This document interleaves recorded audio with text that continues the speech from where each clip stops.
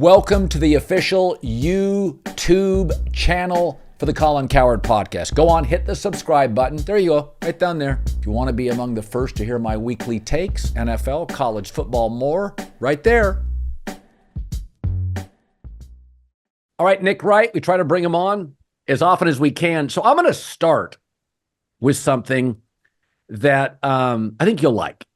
Okay, that's a great place to start. Yeah, I mean, why opposed to starting with something that really pisses you off? Yeah, exactly. I mean, yeah, let's start off on a good foot. By the way, I've decided this podcast, I'm drinking wine.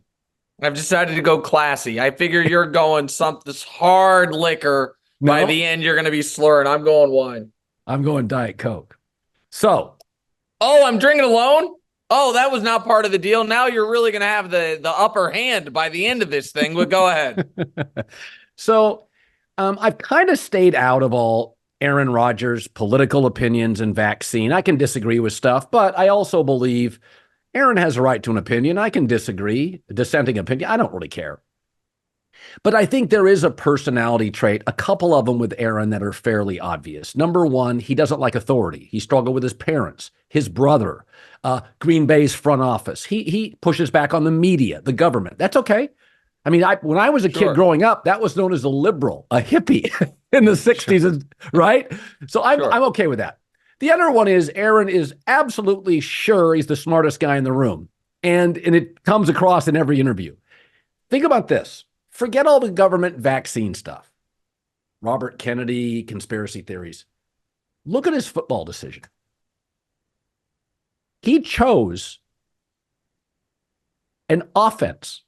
A defensive coach, not a successful offensive coach, because he wanted the Jets. He liked the Jets. They have one player, Garrett Wilson, that could start for the Packers. One. Green Bay has the friendliest offensive salary cap for the next 5 years. They're not paying either tight end. 5 receivers. The offensive line, all 5 start over the Jets. Even Aaron Jones, to me, is a bigger, stronger version of Breece Hall. So his football decisions stink. That he really, really believed Jets is going to be a great fit. They have one player. If Garrett Wilson twists his ankle, they don't have a player that can start for the Packers. When you watch Green Bay beat Dallas, if you don't believe it's a fluke and you believe it's players, that game wasn't competitive. Green Bay is stacked with talent. Well, there's a lot of Green Bay angles here to go to. There's a fun, remind me once we get on with the Rodgers stuff to ask you a Jordan Love question that I was asked today. So, all right, you said on the front end, don't care about Aaron Rodgers, political opinion, stances, vaccine status. I don't either. And he, in my opinion, uses that as a shield, meaning any criticism of him, he's like, oh, you don't like me. He is using the fact that some people criticized him about being unvaccinated. I think more people criticized him about lying about it. And then any negative attention he gets, he can be like, oh, that's not because you're actually engaging with what I've done. You hate me for this reason, which is just nonsense because Lamar Jackson's never been more popular. I don't think he was vaccinated. Kirk Cousins is one of the most well-liked post-quarterback series. Oh, yeah. Quarterbacks in the league. I know he's not vaccinated. So it's not about that. But this is someone who's, in your life or someone that a family member who's like, yeah, nobody invites me around anymore because they don't want to hear the truth. And it's like, no, it's because you're an asshole.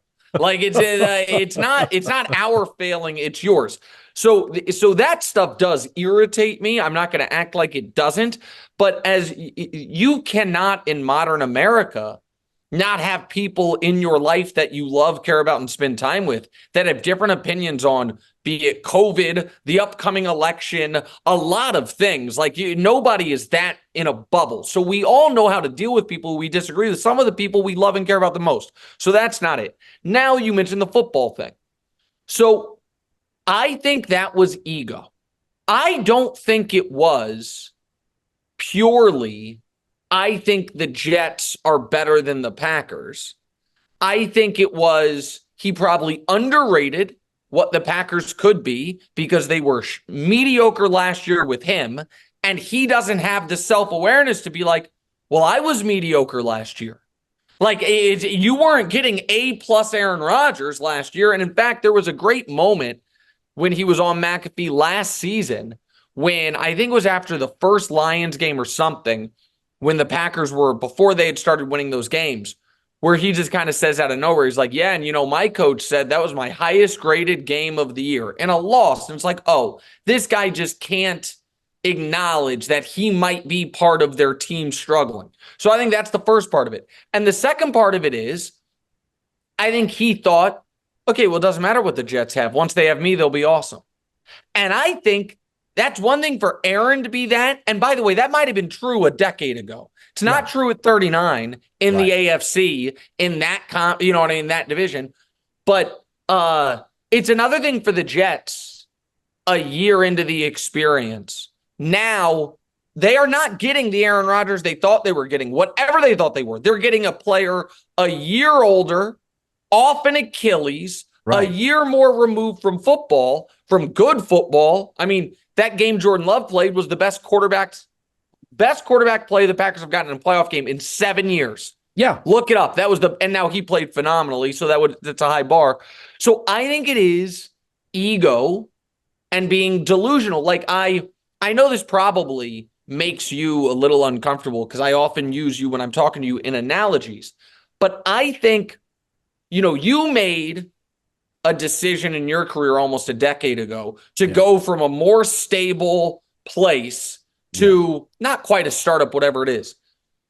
I would argue that would be maybe a poor decision for 70-year-old Colin Cowherd to make. Right. To be like, you know what? I can carry and build this new thing. Aaron's 70 in football years. Yeah. To think I can, go LeBron the Cavs the second time around this for the Jets. No, you can't. And so I think the Jets I looked around the league. Mike Vrabel, been to an AFC title game, gotten the 1 seed with Tennessee. Couple down years, not good enough. We got to move on. Bill Belichick, obviously won 6 Super Bowls, went to 9. Also went to the playoffs with Mac Jones. 2 down years, not good enough. Got to move on. The other coach that was just fired after 2 bad years, I'll remember it. It was doesn't matter. But we're talking about all these coaches moving on, and then you look at the Jets, who it's like, well, our coach wins 30% of his games, has 2 career wins against the division, has been there 3 years. Good enough. Let's stay there. You look at these coaches where it wasn't good enough, and then you look at Bob Saleh, who they're like, yeah, let's run that back. And it's because that's what Aaron wants. And so then you do have to ask yourself the question, is what Aaron wants right now the best chance at winning or the most power possible? Do I want the best coach I can get, or do I want a coach who knows the reason he has the job is thanks to me, and therefore I run the whole operation? Yeah, I always feel in sports and in our business, it's wins. Like in our business, I don't care about anything other than in radio, my revenue is great right now, highest ad rates I've ever had. And in TV, my ratings are my highest. At the volume, we're crushing. Like, to me, it's not about me. It's about the unit. If the unit's good, that exerts pressure on everybody around you because nobody wants to break up winning. Right? If you're winning, and your show, by the way, is doing great, nobody wants to screw that up, right? They want to extend it. So to Aaron, it's really crazy. Did he have the forethought with all these super young players for Green Bay? He saw them. He saw Dobbs and Christian Watson. He knew they were talented. Did he not think, Jesus, if I hang around here for 3 years, you don't have to pay them.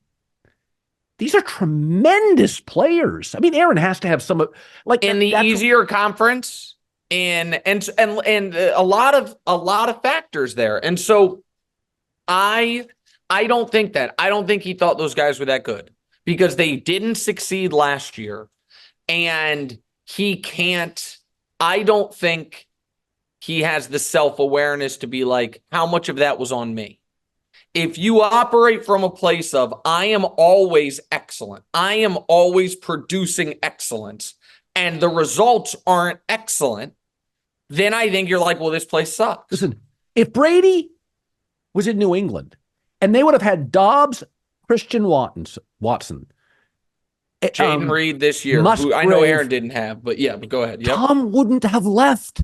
Tom was too smart. Tom left. I remember specifically on the sidelines during a New England game when he yelled at the receivers, just get open. Yeah. His problem was New England's last 7 drafts with Belichick, 2 Pro Bowlers, one's a punter. Yeah. Tom would have stayed. He was frustrated. I was told he was frustrated for 3 years before he left. The idea, and by the way, where did Tom choose? Mike Evans, Chris Godwin, Bruce Arians. Where did Stafford choose? McVay, Cooper Kupp, Andrew Whitworth. Aaron literally left this bevy of super talented kids, saw them, knew, by the way, in the following draft, they were going to go heavy tight end, and it was all you had to do was go to one mock draft. It was the best tight end class when he was leaving. And Green Bay, they drafted 2, I think, but in the second round or third. So the takeaway is, did Aaron ever get out of himself and go, this is all about having the right pieces? When Peyton Manning chose Denver, go look at their pieces, their O-line, their receiver, their tight end. It is remarkable that he didn't look at all that Green Bay talent that was on display Sunday. Now, some of it hadn't been drafted yet, and go, God, look how good they are now. What are they going to be in a year? Hi, everybody. Game Time is the fast and easy way to buy tickets for sports, music, comedy, everything. Theater nearest you. It's really easy. Killer last-minute deals, all prices, views from all seats. Best price is what you get with the Game Time app. Game Time is obsessed with finding you the best priced last-minute tickets in your area. Game Time has deals right up to the start of the event and even an hour after the start of the event. And the Game Time guarantee is that you will find the best available price. If you find tickets in the same row, same section for less, Game Time will guarantee you 110% of the price. Take the guesswork out of buying tickets with Game Time. Download the Game Time app.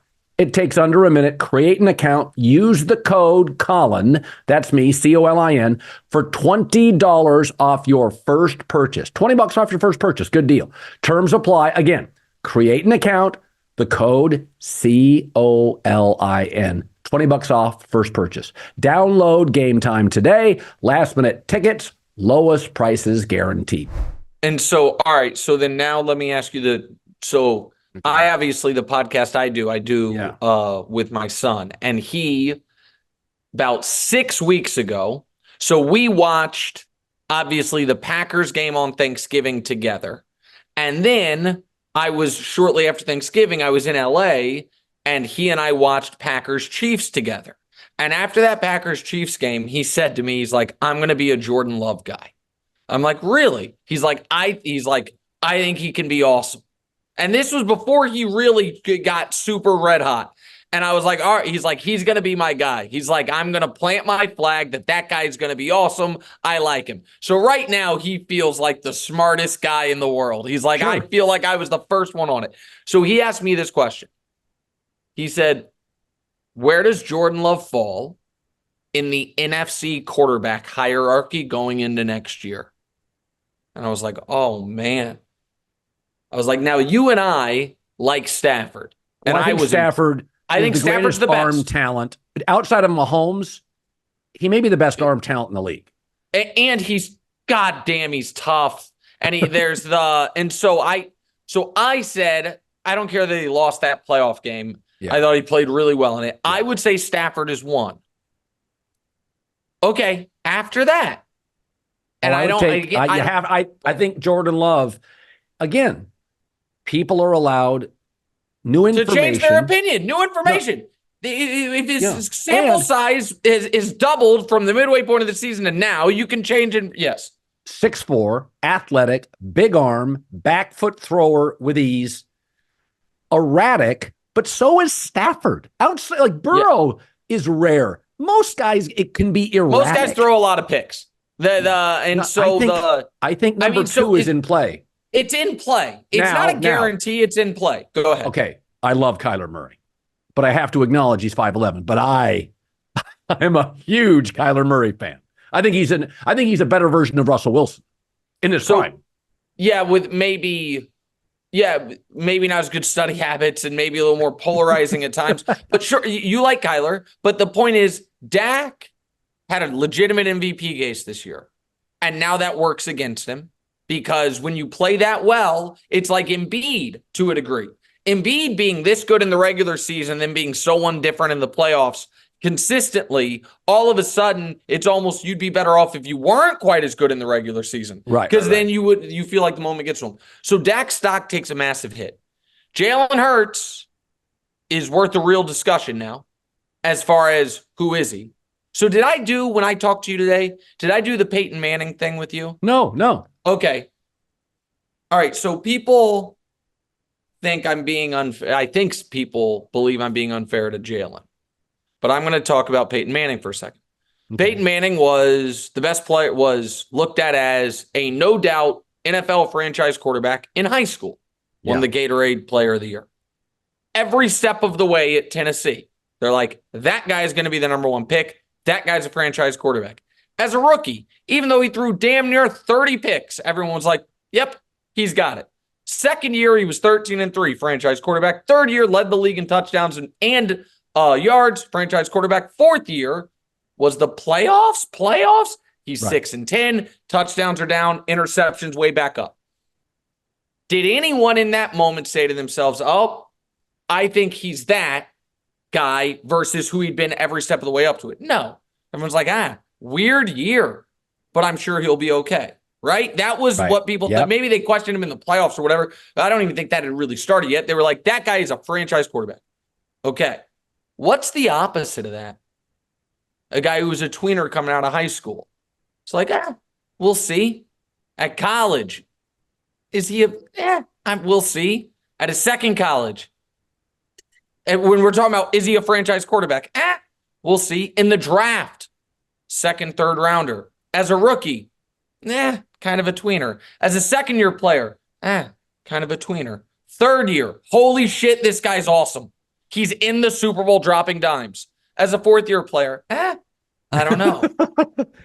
Well, so now it's like, okay, if when a guy has a body of work of 7 years of amateur and pro ball, of being a clear-cut going to be a franchise quarterback in one bad year, we don't say he's the bad version of himself. If a guy's got 6 years of body of work of, I'm not sure if that's an NFL quarterback. And 1 year where you know he is, does that then make you pause for a moment? It does for me. It does for me a little bit.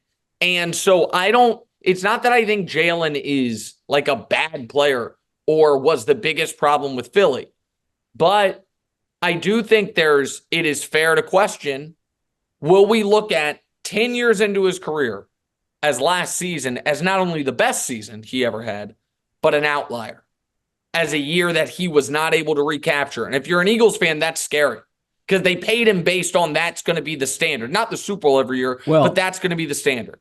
Yeah, I mean, I wonder sometimes if we don't give.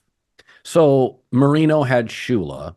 Brady mostly had Josh McDaniels. Yep.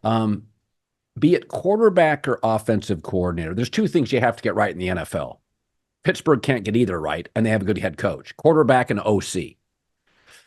Because most offensive coaches don't call their own plays. So Pittsburgh can't get either of those right. They get everything else on the roster right, the culture, the toughness, the pass right, everything. Quarterback, they haven't had a good OC since Arians in 2011 and a good quarterback OC combined since that year. So do we ever consider, we know quarterbacks are more important than coaches and coordinators. But it is interesting when you start inspecting the great quarterbacks, like the great actors, they mostly work with the same writer or director. Bradley Cooper, Leonardo DiCaprio, Tom Hanks. They're like, yeah, I'm going to stick with that guy. Sure. You start looking at Aikman. You start looking at Fouts. You start looking, I mean, I'm talking legends. You start going through all these quarterbacks. Mahomes has always had Reed. That's his guru. That's his muse. You start looking at Jalen Hurts, and it's like, well, Lincoln Riley and Shane Steichen briefly. Outside of that, like even the great ones, even Mahomes without Andy Reid, if he had a defensive, like right now, CJ Stroud's tearing it up, but he has a very good OC. Slowick. And that guy's going to leave, right? And that makes you worried. It does. No, I'm not. And I think CJ throws a beautiful, effortless ball, but it is interesting that we all know we give quarterback 70-30 edge over coach.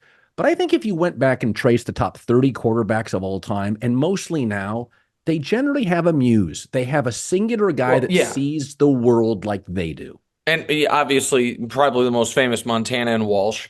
And this is sneaky, an argument that the best is yet to come for Josh Allen. Because he had it briefly in Dable. Yeah. And you saw the best of him. And then Dable left, and even right now, it kind of feels like they're just having Josh Allen run with a governor on it. It's like we don't know how to get the 300-yard passing game without the turnovers, so we're asking for 200 yards passing, 75 yards of you kicking everybody's ass running, and just don't turn the ball over. It's a weird, and that's go ahead. His weapons are better this year.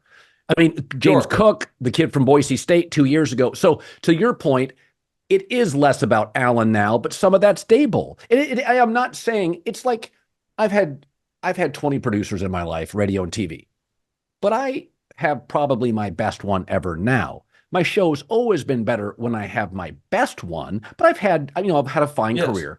And they're like you, Wilds and Broussard. It's just perfect chemistry. If one left, the show would still succeed. But there is a time in everyone's life when you have the perfect team. Perfect team, and you can feel it. And so, you can feel it.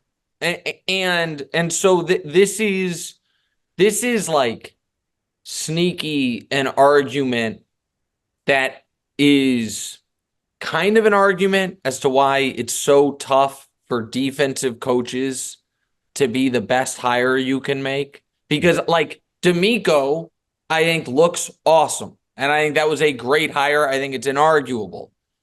But then what happens is, and we've talked about this before, your quarterback is going to be on an offensive coordinator conveyor belt. Right. Because if you get a great one, he eventually leaves you. Yeah. If you get the wrong one, you have to replace him. Like I forgot, Seth Payne, who played in the NFL for the Jags and the Texans, does radio in Houston. He tweeted not that long ago, because he still covers the Texans now, about everyone in Houston sad Bobby Slowick might get a job. And he's like, the dream is that your offensive coordinator that is great with your quarterback gets a job. If he gets a job, that he flames out so spectacularly, he comes back. He can never get another one. Because that's what Josh McDaniels. Josh McDaniels' thing in Denver was so bad, Brady got him for another decade before the Raiders took a chance on him. In a weird way, that's kind of what's happened with Spags on the defensive side in Kansas City. That's right. Spags' tenure as a head coach was so unfortunate that it's like, okay, I'm a lifetime D coordinator, and Andy's like, yep, I'm never going to have to worry about that side of the ball. And so it's because you're trying to like nurture these quarterbacks like Joe Burrow, they're talking about the Callahan guy, Brian Callahan. I forget what his first name is. Bill Callahan. Bill, I don't know if it's Bill or Brian. One was a father, one's a son. I assume everyone in the NFL is related. Bill's regardless. The old guy, the O-line. Yeah, coach. Brian's that he's getting head coaching jobs. So is Joe Burrow going to have to learn either a new system, or is it going to be? So that's tough. Well, even when you have the offensive coach, like when Bieniemy left Kansas City, there's been some growing pains for Patrick. Yeah, ideally you want an offensive coach. You can win with a defensive coach, but you're going to go through offensive coordinators regularly. So D'Amico's winning, but they're going to have to hire a new OC within a year. What you want is McVay, who has the ability, as he changes an OC, to kind of step in and kind of tweak it very quickly, because these defensive coaches, Belichick, Brady laughed at Belichick. He didn't even know the language of offense, and he's been a football guy for 50 years. So I think Houston's fine, and I think CJ Stroud will be fine. But I said that, how about this? I'll throw this out there. You'll think it's crazy.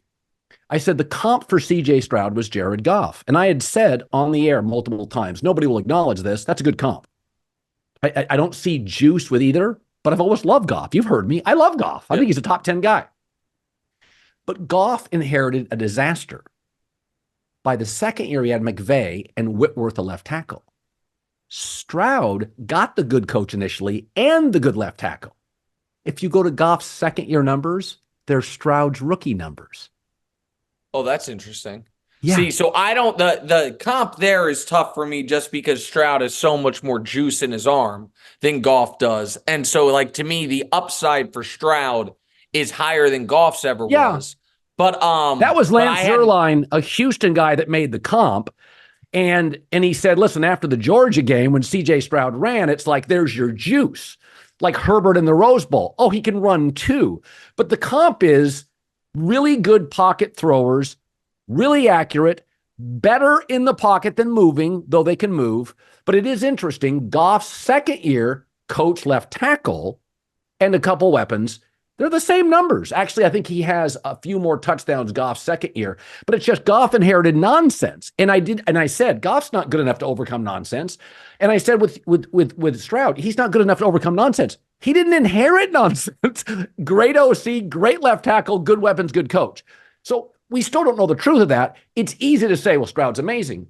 But DeMeco Ryans was so good. I remember talking to somebody inside the Niners. They're like, we made this guy like defensive controller. By the next year, like, should we make him coordinator? He was there for like an hour and a half. Like, DeMeco was a rock. Listen, I was in Houston covering the Texans when he was a player. When he was a player, people said he's going to be a head coach. Yeah. Like I'll get another, I forget who tweeted it, but somebody tweeted, I think if I owned an NFL team and I was interviewing for head coaches, I would only interview nerds or linebackers. It's like the play. Like, people love Antonio Pierce. Vrabel's been good. D'Amico's been awesome. And then, like, there's the Mike McDaniel, Kyle Shanahan, Sean McVay. Like, I'm a genius at 28 years old. I can figure it out. He's like, those are the two lanes. Either a linebacker, and Dan Campbell's not a linebacker. He's a tight end, but he's kind of a linebacker at heart. Like a linebacker mentality, or a nerd. I loved it. You know, one of the things that and I think we both like this, sort of the theories of sports. I find Lamar Jackson fascinating, and there's so many comps with Lamar. But I think what I like most about Lamar is that your opinion of Lamar will tell me everything about you, the person. Because in order to love Lamar, you can't be rigid. You have to accept initial opinions are wrong, including your own. Because Lamar is now an elite pocket passer. Lamar wins 80% of his games. Lamar and Josh Allen, Mahomes is maybe the more refined quarterback. Lamar and Josh are the hardest players to frankly defend, because when they want to run, it's kind of, you can't do anything about it. They're bigger, faster, stronger than other people. And that what's fascinating about Lamar, when people tell me they don't like Lamar, it doesn't tell me anything about Lamar. It tells me about the person, that you struggle with change, that you struggle with things that aren't conforming to your initial view. If you go into Lamar, this whole thing about the pocket quarterback, if you watch football, you can't tell me he can't throw from the pocket. He doesn't have his top tight end. It's OBJ, a rookie and a second-year guy. He literally is so dangerous that San Francisco's Warners and Bosa's and Chase Youngs are afraid to rush him. Is that Lamar is a classic. It's like, if you tell me you vote for Trump, I don't need to know. I can kind of frame who you are and what matters to you. If you tell me you don't like Lamar, it's like they used to joke, every sports writer ever loves Springsteen, right? Yeah, I think it's a profile for it. And so it is funny with Lamar. When I watch him play, I can't imagine not saying, that's one of the top three guys in the league. But it is amazing how many people still struggle with him. Well, I think it's two things. One is, I think you're right. Like, there is a level of, either rigidity or I'm convinced. It's not the same, but it's people who even, 2 MVPs and a championship in were like, not sure about Steph Curry. Not sure if that can win in the NBA. It's like, oh, that couldn't win in the NBA that used to exist. Right. And that maybe you wish came back. But in today's NBA, that can be one of the 3 best players in the league. That style, that thing. And you just don't want to accept that the world or the game has changed. The Lamar thing is almost has felt for his whole career a little more nefarious. There's almost a level of, it's not just that he's black, but it's that the way he carries himself and that he is so unashamedly himself that some people have been like, I don't want that guy to be the best quarterback in the league or the MVP in a level that other black quarterbacks didn't threaten them the same way, like Mahomes or other guys that were like, okay, no. Yeah, that's more okay. So there was, to me, always a level of that. But then there also is the level of people have a really hard time doing what I think you do really well, and somehow people give you shit for it, which is, hey, guess what? Changed my mind. Like, hey, I thought this. I watched more games. I saw more things, and I've changed my mind on something. And so I think there were a lot of people that planted their flag. This guy is just an athlete, not a quarterback. And then any evolution he makes, they won't give him credit for or won't want to. Now, I want to be clear. Like, I was skeptical that the offensive coordinator change was going to work. I thought in the loaded AFC, the Ravens could miss the playoffs. It's not like I've been like, oh my God, he's going to have this monster year. But as he was having it, I was not in denial that it was happening. I wasn't like, no, I mean, you know what? I think it's Isaiah Likely carrying him. It's like I watched the games. Like because there's another quarterback that I think is almost the inverse, which is I think that people deep down don't think is good, but are either afraid of going against the numbers or they think it's mean. And so they lie to themselves, and that's Tua. I think that there is a level of, if you watch a lot of football, you're like, well, he's small, doesn't have a big arm, is not, if he is athletic or he's not, it doesn't really matter because unfortunately he can't really run because he can't get hit because of the concussion stuff. And he needs everything perfect for it to work, including everything the weather. Perfect. Everything. I've never heard such a thing in the NFL where people just basically, and I think they were serious, were like, yeah, I know the Chiefs beat an 11-win team by 19 points, but you got to almost put an asterisk on it because it was fucking cold. And they're like, and we all know Miami's can't deal with that. Like they came from Venus. And it's like, oh, this is not fair. This is not their climate. It's professional football players. But they're, by the way, not wrong. It's like, you're correct. Can't deal with it. So all these things. But there was, to me, a push, especially about midway through this year, where folks in our profession would do almost this rhetorical thing. Well, what more do you want him to do? Leads the league in passer rating, leads the league in this stat. What more does he have to do to convince you? And I would listen to this and I'd be like, okay, either one of two things. Either you're just doing, a Captain Easy stance. Like this will be a popular opinion. Miami fans will be happy for me. Or you, I feel, have a fundamental misunderstanding of how football works. Because what I want him to do is something I think he's physically incapable of doing, which is be one of the 8 to 10 human beings alive that when shit is bad and you have to just make it happen, you can. Yeah. And we know he can't. Right. And so it's like, what can he do? Unfortunately, the answer is nothing. Like nothing. Like there is not, and people would try to be like, oh, you're underrating what he does with his eyes and how he moves defenders. And I'm like, you're just bullshitting. Like you're just saying all these things because you agree with me that if a game comes down to can you make the throws, you don't have the guy. And then after this playoff loss, And this is what would just kill me if I were Mike McDaniel. After the playoff loss, some of the narrative switched to, okay, guys, I know he's smart and I know he gives good quotes, but how much blame should Mike McDaniel get here? And my response would be, if I'm him, like, okay, so now, because I have gotten the absolute most anyone could ever get out of this quarterback, now it has turned into, it's my fault we didn't go further because you've tricked yourself into thinking we have someone we don't have at quarterback. They're like, why do they fall apart once the weather changes and the teams get better? Because our quarterback can't throw it 30 yards in a stiff wind. That's right. And everyone knows it. Everyone knows it.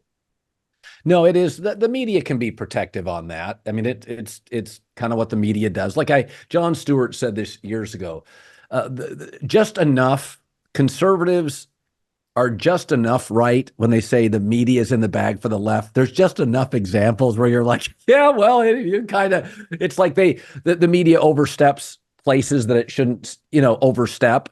And I think sometimes the media is protective and they choose. And I think Tua is one of those. Everybody feels bad about the concussions. He's a kid of faith. He's a really nice kid.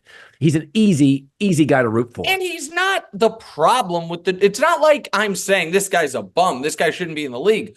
But I had a real problem just reconciling with people that I like and respect their opinion. We're like, I think he's the NFL's MVP. It's like, and I'm come like, on. what are you doing? If there was an anonymous team vote, you think that he has 10 guys on that team that vote for not for the league MVP, for Dolphins MVP, that vote for him over Tyreek Hill? Like, no, you don't. And it's not even that you can't win with him. It's that everything has to be perfect. And the guys it's not a long list of guys that things don't have to be perfect for. But those are the guys that have not all the value, but a wildly disproportionate amount of the value when it comes to who can win this time of year in the NFL, especially right now in the AFC, where weird things going on, where in the NFC, you don't really have to deal with bad weather.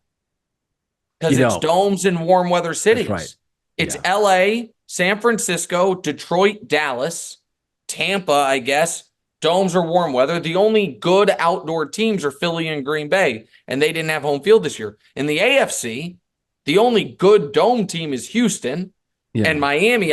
Miami's warm weather, but then it's Cincinnati, Buffalo, Cleveland, Kansas City, Baltimore. So if you're going to try to win in the playoffs and you're in the AFC, you sure as shit better be able to go out in the cold outdoors in January. And in the NFC, you can build a track team, be like, we're probably going to be indoors the whole way anyway. That's right. DraftKings Sportsbook, an official sports betting partner of the NFL, is bringing you, an offer that'll help you win money in the NFL playoffs. New customers, bet $5. That's it. $5. That's it. $5. Any game and get $200 instantly in bonus bets. Are you kidding me? I bet $5, that's it. Download the DraftKings Sportsbook app now. It takes 90 seconds and put in Colin, C-O-L-I-N. Easy peasy. New customers, $5. That's all you have to bet. And get $200 instantly in bonus bets only on the DraftKings Sportsbook. The code is Colin, C-O-L-I-N. And the crown is yours. I was thinking about this. J-Mac and I got into this discussion the other day. And so, I don't speak, once a year I'll go speak to a college class. I'm doing a USC thing here in February. And I do high school things. I'll speak maybe 3 times a year. And, one of the things I always say, it's kind of the same speech over and over, right? And one of the things I always tell young people, I may have told you, don't chase money. There's a sea of it if you're talented. Chase good management, because there's not a sea. Yeah, we've talked about that. Yeah. And I said to J-Mac the other day, is the Cowboy job a good job? So you have an owner who does radio hits and post-game comments. You have to answer to constantly. He thinks he's a de facto GM. His son is the GM. He also thinks Dak is great and should be paid in an elite class. So the starting point of the job, forget everything else. Meddling owner. And as you've noted, there's only one way not to win a Super Bowl. average quarterback paid like a great one. You can go cheap quarterback, superstar wealthy one. And my takeaway is I don't think the Cowboys is a great job. I think the perception right now, the Lakers, it's not a great job. LeBron's run through like 8 coaches. Anthony Davis is inconsistent offensively. So at the end of games, it's always LeBron in his 21st year. It's a mom and pop operation. The Lakers have one of the poorest ownership groups in the league. Steve Ballmer is worth more than 28 of the NBA owners. He could buy and sell the Buss family 35 times over. The Lakers is viewed as a great job. They have no young stars. The Cowboys is viewed as a good job. And it goes back to, is that good management? Is that a good job? So I think it is not a great job, but a good job for a few years. If I were Mike Vrabel or Jim Harbaugh, I wouldn't want it.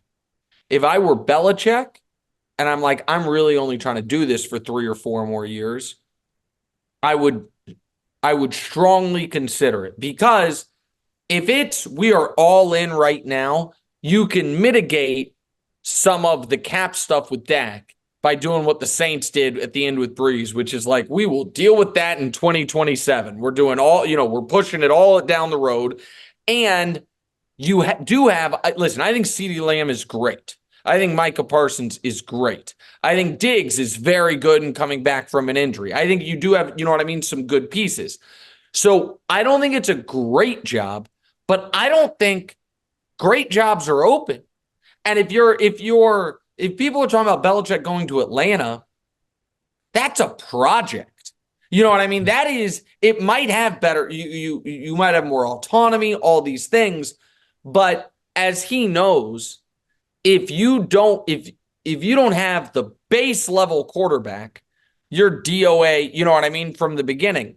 So if I'm Bill and it's short term, I don't think Dallas is a bad job. If I'm someone who's like, I want a job for 10 years, I don't think it'd be the right move. But I look around and I say, what job that could be open or is open is better than that one? I mean, if we're Bill, I'm sure, I shouldn't say I'm sure, but if I were Bill, I would have been rooting like hell for the Steelers last night because the Bills would be a great job.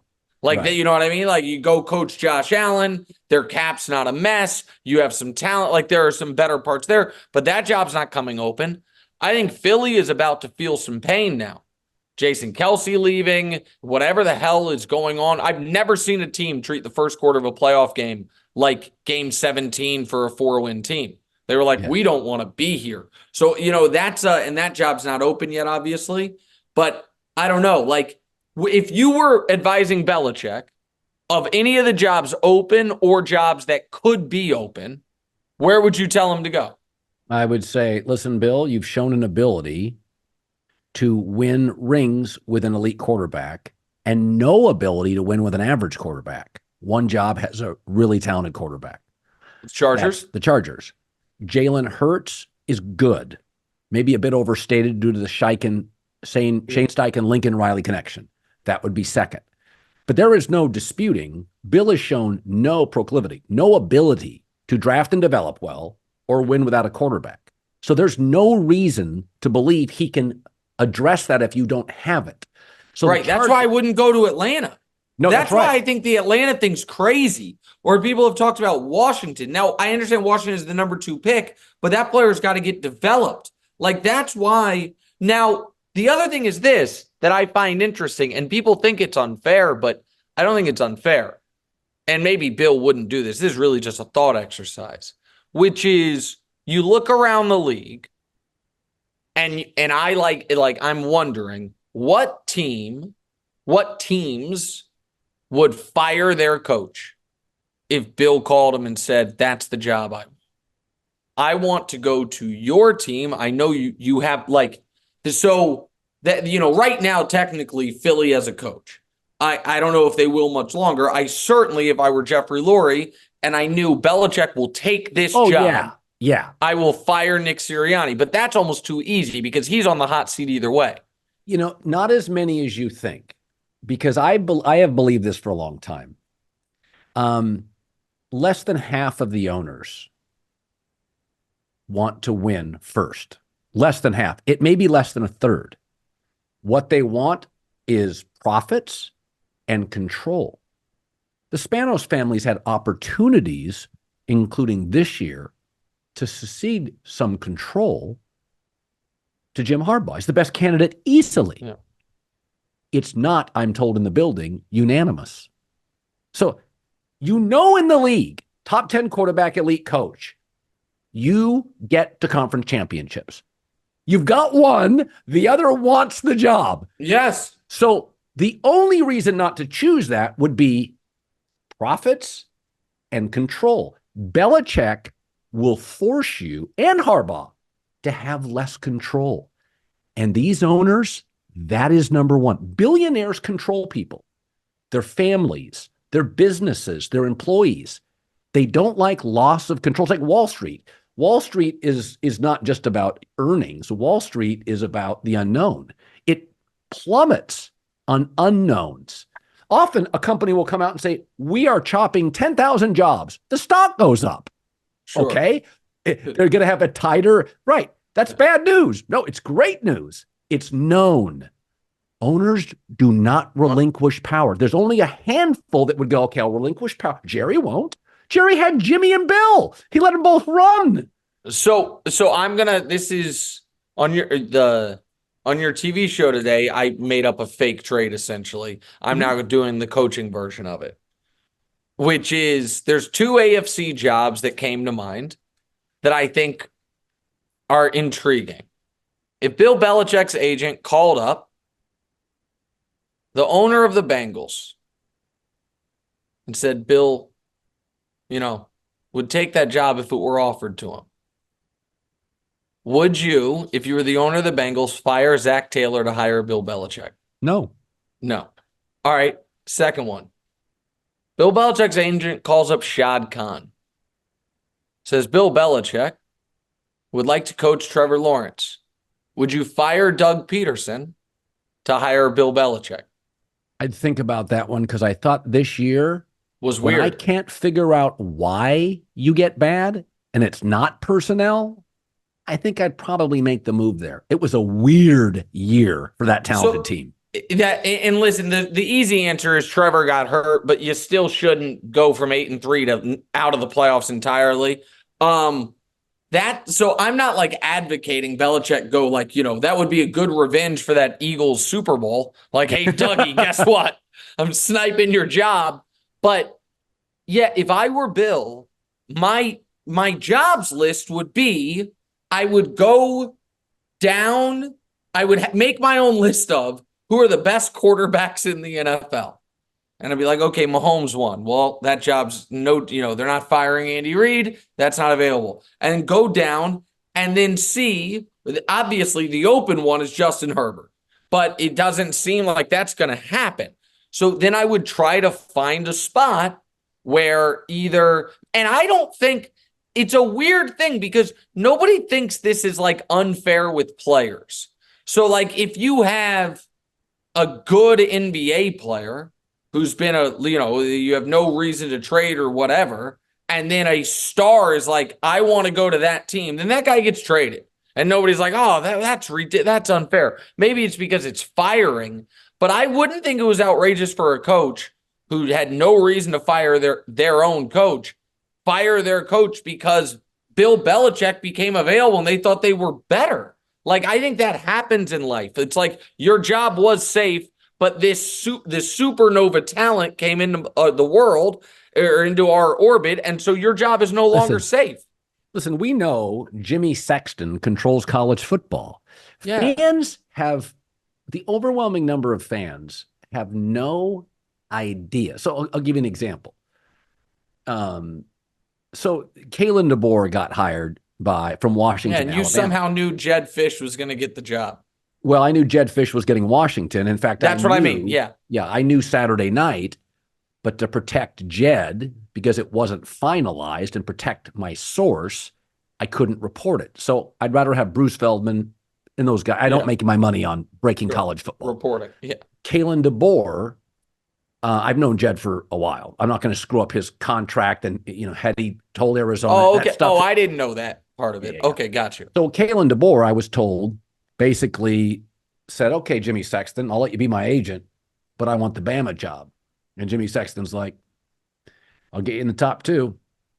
And so he knew Kalen DeBoer was going to be. So Kalen DeBoer, I knew on Wednesday, was going to be a top 2 candidate. He didn't guarantee him the job, but in order to rep him, he was going to get him. And Sark, Alabama knew, Greg Byrne knew that Sark wasn't going to take the job. Sark his wife loves Austin. They weren't leaving. They called Sark as almost a perfunctory, professional thank you for what you've given us.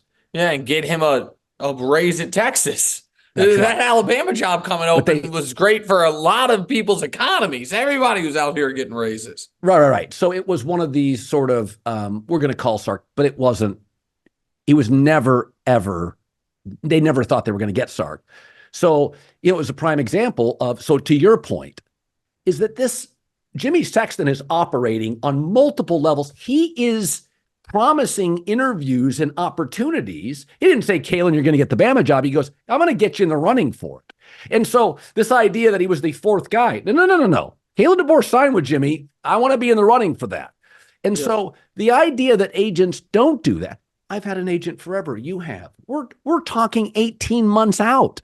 So this kind of stuff, Belichick's agent is calling and doing that. Calling and seeing what jobs would come open if you knew he wanted the job. Yeah, I mean, Brady did the same. Brady picked his team. Bill probably has 3 teams he's interested in. So, yeah, and by the way, maybe he'll go to Atlanta and it'll be weird. Maybe that'll happen. I thought it was really odd. Atlanta tweeting out, we've just finished our interview with Bill Belichick. Yeah. I don't know Bill Belichick, but that seems like the type of thing that would make him not want to coach your team. Yeah, I almost wondered if Bill's agent asked for that. I'm not saying it. Oh. Hey, could you make sure Bill wants it out there that people are interested? Right. Sure, that makes more sense. Yeah. Because if he did, I would almost, because what I thought was that it was a stress test for the organization. Like, I'll go meet with you guys because maybe I am interested and I want to see if it leaks. And you know what I mean? And then saw that it was everywhere. What you're saying actually makes probably more sense. Bill wants to be viewed as viable. When you get to be 70, Pete Carroll, when he stepped to the podium losing the Seattle job, he was like, my energy's great. He was talking to every other GM in the league, every other owner. Hey, it's not my energy. I'm going 1,000 miles. He started talking really fast. He was selling himself. Bill wants it to be known, I'm interested, and teams are interested in me. And his agent wants that out there. Yeah, no, that makes sense. So if you had to bet right now, where would you say, and maybe you don't want to say, but where do you think he goes? I think Philadelphia and Washington. He's got multiple homes in Nantucket. He's got a big spread. So he wants to be a private jet flight there. Bill's not going to go. He's going to do Washington or Philadelphia. He's not going west. He doesn't have any connections there. And, by the way, if he brings Josh McDaniels Northeast, Josh has had no success out west, Vegas, Denver. He's going to come back east. I think Philadelphia is the answer. Yeah. I think Philadelphia is the answer. You stay in the Northeast. You stay in a prime media market. You have a talented roster. Listen, I think the talent on the roster is a little overrated, but what's not overrated is the D-line talent. So, Belichick can coach up the secondary. He can create a secondary if there's anything out of thin air. And even if Jalen is, a flawed quarterback, he's the best quarterback that Belichick's had in a half decade. You know what I mean? Like, you go from Mac Jones and Bailey Zappi to Jalen Hurts, you feel like you're playing a different fucking sport. So there's real value there. Okay, 5-minute NBA topic. So this is a classic example, is I brought my baggage to the Clippers when Harden signed, and I didn't really consider an obvious thing. And I've watched the Clippers twice in the last 2 weeks, and it hit me. Oh, shit. They didn't have a real point guard for 2 years.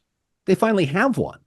And now Paul George and Kawhi can just go be great wing players. And I watched them.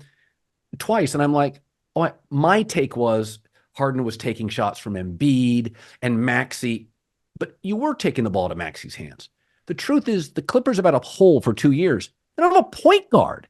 Right, so, which is why they actually looked good with Russ at the end of last year before Kawhi got hurt, because they had a better version of Russ. Guard. Yeah, sure. So I watched them the other night again, and I'm like, oh, shit. This is a real offense. I mean, when Harden's on the floor with Kawhi and Paul, it is a seamless all-star level offense. It's like they like passing. James can distribute. That's never been an issue. He's really become a very strong distributor. And it's one of those, I looked at it and I thought, oh, I hate this. Westbrook was a grown-up, so I'll go to the bench. And then Harden's the missing piece.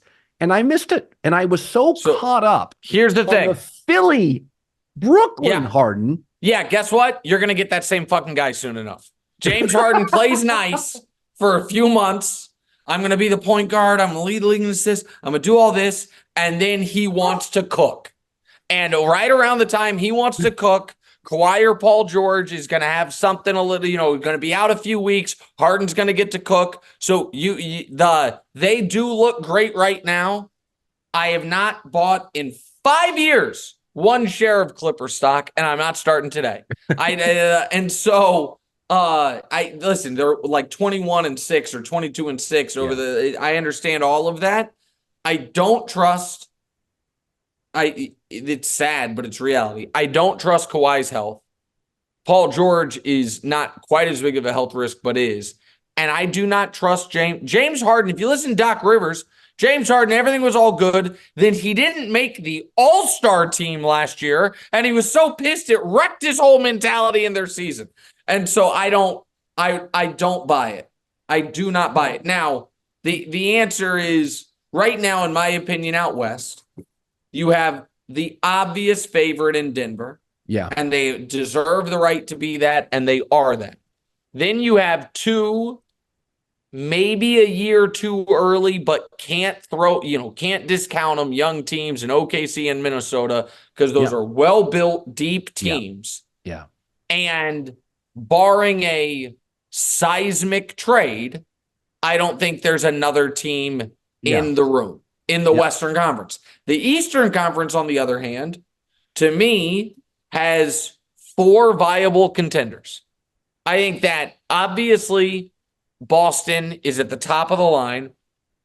Philly is really damn good. Joel Embiid is averaging 35 points a game. Oh, by the way, I watch a lot of Sixers because I get on the treadmill. Yeah. So I get a lot of the Eastern starts. I've said this, J-Mac and I have argued. Tobias Harris the other night had 37 in the fourth. Harris is a great 3. Embiid, Maxey. I watch their ball movement now. They're really good. That's a really good team. They're really good. Milwaukee can't guard anybody, but you have Giannis and Dame, and you hope the coach gets better. And then lurking is a team that can never be discounted, the team that's been to the finals 2 of the last 4 years, the Miami Heat. And so it just, 2 of the last 4 years. So to me, the East has 4. I would almost go like 30, 25, 25, 20 as far as percentages. You know what I mean? Like 4 almost pick'ems. And in the West, which right now has Denver, OKC, and Minnesota. You don't like Phoenix at all? No, I don't. I don't like Phoenix at all. And I don't think Kevin Durant likes Phoenix. I don't think that's going to work.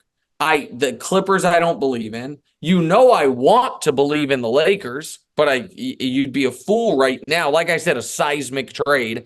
And even that, the Lakers have once again put themselves in a position where they're going to have to expend all their energy just to get into the goddamn playoffs, that by the time the playoffs start, the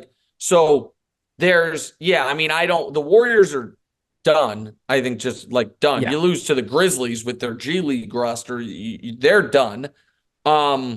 Is there anyone? I'm just going to glance. I feel like there's one obvious team that I'm just not even mentioning because I've been so NFL centric. Let me. Cleveland? No. No. I'm leaving out my beloved. I was going to say I'm leaving out my beloved Kings, but that's not it because they're fun, but they're not the team. The other one that is lurking and they're not trustworthy but they have a guy who, even in a series against Jokic, can be the best player on the court, is Dallas. And Dallas right now staying afloat when Luka missed some time. I don't trust him because of Kyrie. There's a lot of things there. I don't think Dallas can win 4 rounds. But Dallas can beat anybody in a round because Luka has proven in the playoffs he's as good as anybody in the league on offense, and Kyrie's been unbelievable for a couple weeks. But like that's not a real contender. That's just like a fun, scary team. Again, unless they make a major trade. And that's the other thing with Philly. Philly, I think, is going, and Darryl Sharp, Philly is going to make a move. Miami could still make a move. Like, that's where it is going to be really interesting to see. Like, who stands pat, who makes a move, and what happens. Like, Milwaukee's made their move. Boston has probably made their move and feels really good about where they're at. I'm really curious where everyone else lands. Nick Wright, first things first, he's got to go pick up his wife. This was a great hour, buddy. I appreciate it. I just finished my Diet Coke. I went, I'm going to go I've been battling a cold. I'm going to go have a beer with a buddy tonight and a hamburger. So I wanted to go. You know what beer I hear is great?